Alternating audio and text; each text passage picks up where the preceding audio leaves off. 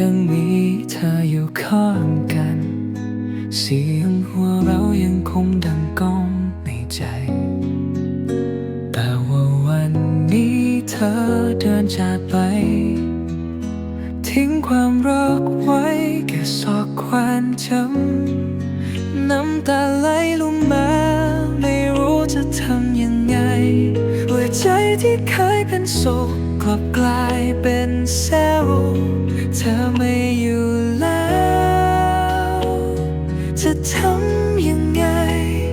เมื่อโลกนี้มันไม่เหลือความหวังอีกแล้วเคยบอกว่าจะรักกันไม่ทิ้งกันแต่ตอนนี้คำสัญญาลับแหลมเสียใจเคยบอกว่ารักแท้จะไม่หายไปแต่สุดท้ายเป็นเพียงความฝันที่หายวับน้ำตาไหลลงมาไม่รู้จะทำยังไงหัวใจที่เคยเป็นสุขกลับกลายเป็นเศร้าเธอไม่อยู่แล้วจะทำยังไง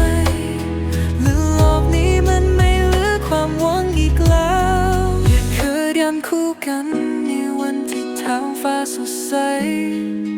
ตอนนี้ก้าวเดินคนเดียวในความเหงา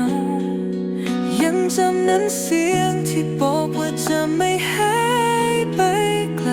แต่ตอนนี้เหลือเพียงความว่างเปล่าในใจน้ำตาไหลลงมา